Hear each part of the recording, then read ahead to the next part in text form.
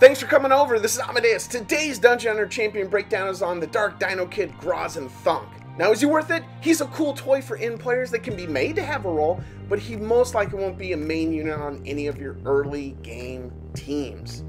He's just outclassed by Rota and Wrona. Now, from the standpoint of him being free to play, no, he's a 4-star Dark Champion, and he's just not really readily available to everybody, so I wouldn't say he's free to play. When we talk about his skill ups, yes, I know that there's a ritual summon that allows you to get the Nature Dino Kid that you could feed to him, and that could make him a little bit more free to play friendly, but I'll be honest, I built 4 of these guys to get him skilled up and to get him up to 6 stars, and the effort is not worth it. So I would not say that he, even from a skill up standpoint, he's not your go-to champ, right? I think he could arguably be outperformed by the scanned berserkers when they're fully skilled up. So it's pretty tough. But I loved his skills. So we're going to go over here to board 7, scenario 10. We're going to throw him into a team all by himself. It's important to point out that he does have a leader skill, or a synergy trait rather, that gives Dark Champions a 24% crit buff. So that's pretty cool. Now, when we look at his skills, they're really kind of wide in the different ranges that they have, and that's really about him in general. So he has a wide range attack on his auto and a short range attack on his auto. His first skill is called Headbutt. It stuns champions, ignores 25% of the enemy defense, and reduces the cooldown of Paralysis Dart, which is a wide ranged attack that stuns enemies. Now his last area of effect spell is a cone attack, and it does a lot of damage, ignores defense, and we can actually see some of the damage here.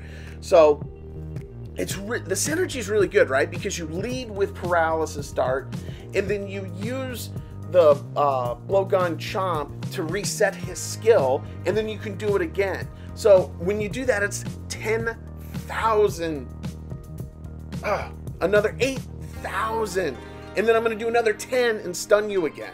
So, I mean, that's 40,000 points of damage in instantaneous attacks, basically. Drop that on top of the fact that he can do 19,000 cone attack. That's pretty sick. Now, his basic attack, long range does 2,800 for this build, right? So not bad. His short range attack does 4,400. So I'm actually really liking that. Really good synergy. So when you look at it as a team roll, look at this. Like, you just throw a whole bunch of auto damage right away, especially since in this completely dark arena team, he's actually boosting everybody's crit rate. Now, I built most of these champions with 100% crit rate, so it's not helping that much, but every little bit counts. And he does like some pretty decent damage. So just look at that. Like I said, pretty comparable to the bombers. So overall team impact, let's talk about that. So like, he's kind of like an in-game toy. So like, we made a role for him on our Steel Widow 10 team. So he is really, in this particular instance, he's replacing Alia, the Fire Blade Master on this team, right? As the secondary DPS to Wrona. Because yes, Wrona is the primary DPS on this team. In this role, he's really supposed to be in here mixing it up, helping out with waves, because that's what Alia really does. And he does a pretty good job of that. Now, he also marks his targets, so that's really key too, right? So that does a great job of helping us get through the actual Steel Widow and actually dealing massive amounts of damage. But in order to do that, he has to be built with pretty intense, decent gear. And we can look at that in just a second. But right now, I just want to point out the fact that he is ignoring on all of his skills a great deal of defense, allowing him to do more damage combined with the mark. Now, the rest of his skills don't really play a role because obviously you're not going to stun a boss. But overall, look at the damage. Pretty comparable to our attack-based